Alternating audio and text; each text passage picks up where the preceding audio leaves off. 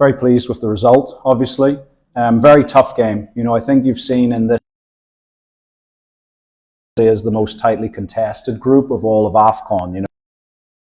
Any multi-goal victories, you're seeing single-goal victories and draws in all of the games. And so, look, football can be a strange game sometimes.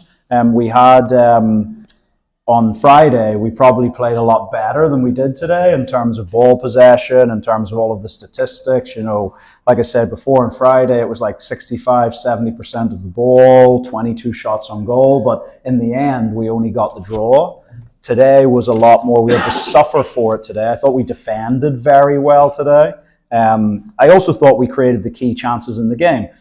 Our goalkeepers made a great save from the penalty in the first half, but we haven't let our heads drop. It's very easy when you get that chance and you're pushing for it to then, when it doesn't go in, to let your heads drop. But I thought everyone kept going. And then into the second half, obviously Musa comes up well with the goal. Great work from Yankuba. And really we could have had one or two more after that on the break. So look, it wasn't the prettiest game of football that you've ever seen, but that's the way the game is. Some days you can play beautiful football, and other days you've got to work for it and you've got to grind for it and you've got to take your chances. And that's what we did today. So we're really pleased with the result. It carries us through into the November window with, match day 5 is going to be a big game against Comoros. We know that. I thought obviously they pressed a lot higher than they probably did on Friday. On Friday they were a lot more of a mid to low block, whereas today they pressed a lot higher. And that we made a bit of a tweak tactically as well. I think people saw we started with 2 strikers on the field in Musa and Ali So. So that we didn't have control of the game in the first half. We were doing, again, defensively quite good. We were doing some little nice things. But definitely, I think Madagascar played a lot better today than they did a few days ago.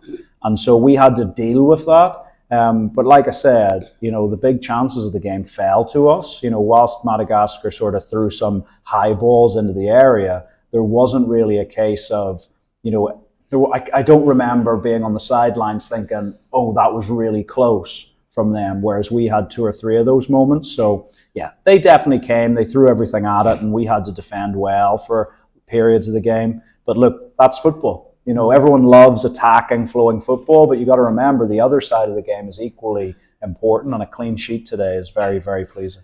Well, look, I think regardless of the result in the other group game tomorrow night, it sort of leads you in knowing that we've got 2 big games, because you can't assume that just because historically Tunisia have been sort of the team that's been there, it doesn't mean they always will. So, Comoros have had a really good result last week. Equally, they could have a good one tomorrow. And then maybe we're talking about the last group game against Tunisia being the big one. But we go into the final window knowing that our fate is in our own hands. It's in our hands what happens next. So if we go and we win, and all signs are pointing to hopefully that we'll be playing at home finally in the next window. And really, I think the 12th man can be a big, big sort of just incentive for our boys to go and put a top performance on. So we're looking forward to it. It's time for the guys to go back to their clubs, but we'll start planning already. As of, tomorrow, the planning starts for the next 2 games.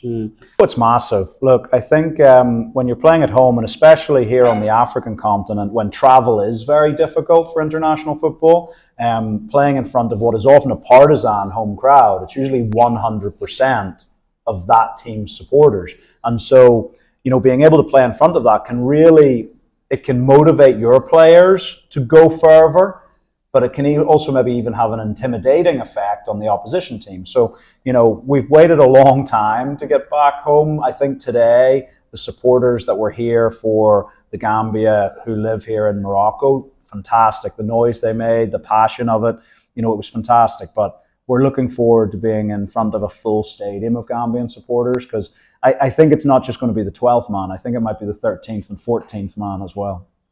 Look, from what I've been told, there's a strong possibility. So we're just waiting on CAF to give the green light.